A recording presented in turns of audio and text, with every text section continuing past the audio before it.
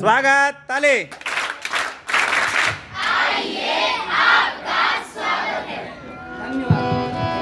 बहुत बहुत धन्यवाद। आपने इस ऐतिहासिक मौका को और सुंदर बना दिया। सामने का स्कूल जुलूस निकाला, बातें करी, लेकिन इतने व्यवस्थित ढंग से वो भजन नहीं गा सके। आपने निश्चित रूप से काबिल तारीफ काम किया है। गांधी जी को हम क्यों याद करते हैं? गांधी जी राष्ट्रपिता कहलाते हैं, आप सब जानते हैं। गांधी जी वो शख्सियत थे जो पूरे हिंदुस्तान को एक सूत्र में पिरोए। गांधी वो शख्सियत थे जो भारत के आम लोगों को आंदोलित किए। गांधी के पदार्पण से पहले हिंदुस्तान जब गुलाम था, कुछ खास लोग आंदोलन करते थे, कुछ खास लोग विरोध करते थे, पढ़े लिखे लोग, मजबूत लोग। लेकिन गांधी युग जब शुरू हुआ भारत के इतिहास में, तो गांधी जी ने एक मंत्र दिया, और वो मंत्र था सत्य और अहिंसा का। और यह मंत्र इतना कारगर हुआ कि एक आम आदमी भी भारत माता की जय कह रहा है और अंग्रेज का पुलिस उसको लाठी से पीट रहा है। हिंदुस्तान का कोई गांव, कोई कोना ऐसा नहीं बचा है जहां गांधी जी ने यात्रा नहीं किया। आपके जिला में भी गांधी जी की बहुत सारी यादें हैं। गांधी जी सासाराम में आए, गांधी नीम जो मोहल्ला है, उस मोहल्ले में उनकी बैठक हुई, सभा हुई, वहां उन्होंने आजादी की लड़ाई की बातें कही। इधर विक्रमगंज की तरफ एक गांव है कुआत, उस कुआत गांव में गए और वो क्रांतिकारी नेताओं का एक बड़ा केंद्र बिंदु था। और इसी तरह बिहार के कई जगहों में गए।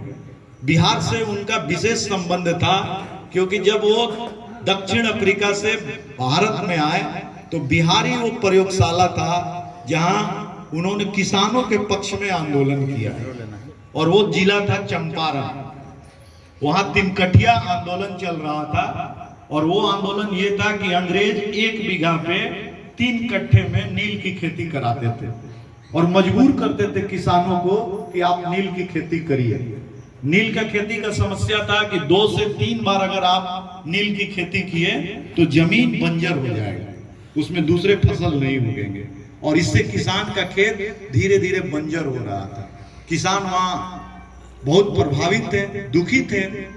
एक राजकुमार शुक्ला नाम के एक व्यक्ति, उन्होंने गांधी जी को एक पोस्ट कार्ड लिखा था, 5 पैसा से भी कम का पोस्ट कार्ड था, और उस एक छोटे से पोस्ट कार्ड पे गांधी अपना मोटरी गठरी लेकर चले आए चंपारण में, और उन्होंने कहा कि हमारी बातों की वकालत के लिए 2 वकील चाहिए, जिसमें राजेंद्र प्रसाद उस समय नौजवान थे। उन्होंने कहा कि मैं आपकी बात को गांव-गांव ले जाऊंगा, और उसी समय राजेंद्र प्रसाद को बिहार का गांधी कहा गया। बाद में लंबे समय तक गांधी के आंदोलनों से जुड़ के रहे, देश की आजादी तक रहे, फिर प्रथम राष्ट्रपति भी बने।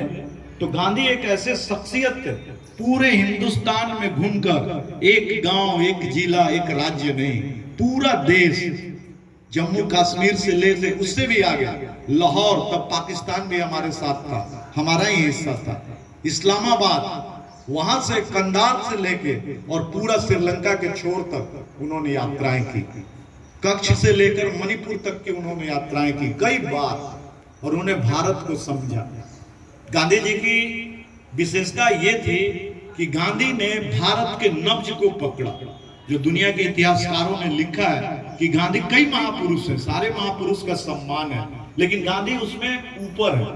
गांधी हिंदुस्तान के नब्ज को पहचाने, गांधी पहले भारत को समझे और तब भारत के आजादी की लड़ाई में कूदे।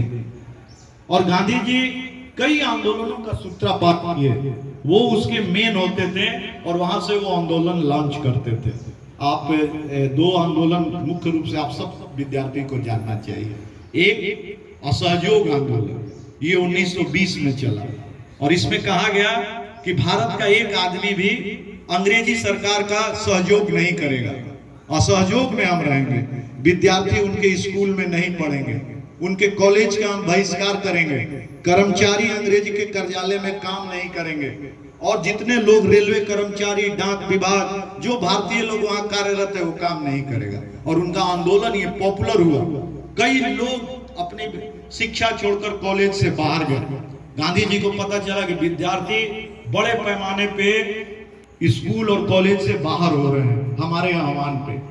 गांधी जी ने विचार किया, फिर ये बच्चे पढ़ेंगे कहाँ, इतनी उनकी सोच थी।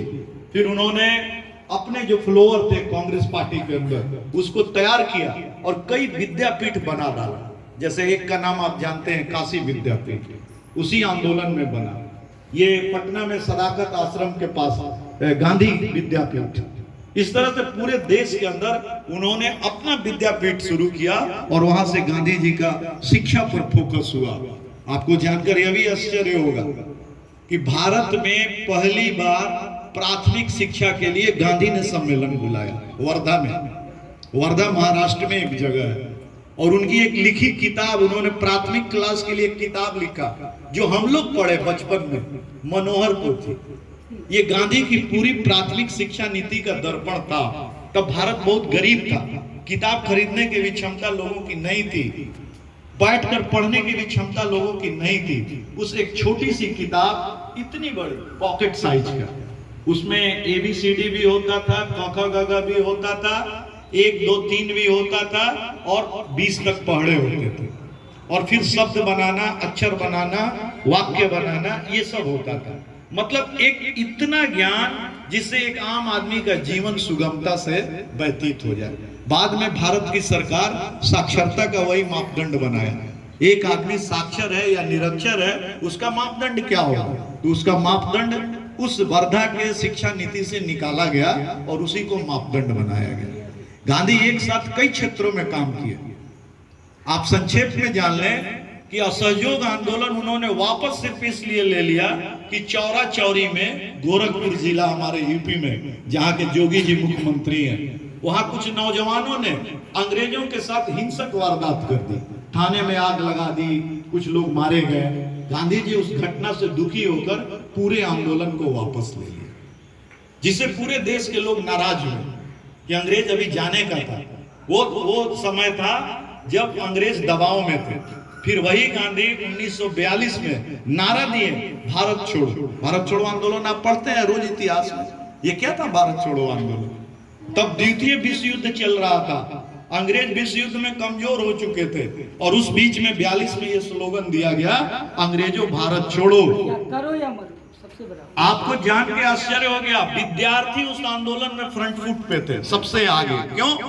क्योंकि सभी बड़े नेताओं को एक दिन पहले अंग्रेज की सरकार अरेस्ट कर लिया। गांधी, नेहरू, सुभाष चंद्र बोस, मौलाना आजाद सब जेल के अंदर, राजेंद्र प्रसाद सब जेल के अंदर। तो आंदोलन का नेतृत्व कौन करे? सब जगह विद्यार्थी किया। बॉम्बे में, ये बॉम्बे के आजाद मैदान में लाखों लोग जुट गए। अब उसके लिए कौन करे? तो उस समय का विद्यार्थी नेत्री एक महिला थी, उन्होंने नेतृत्व किया, अरुणा असफ अली। उनका नाम था अरुणा असफ अली। बाद में वो बड़े स्वतंत्रता सेनानी मानी गई। बिहार की एक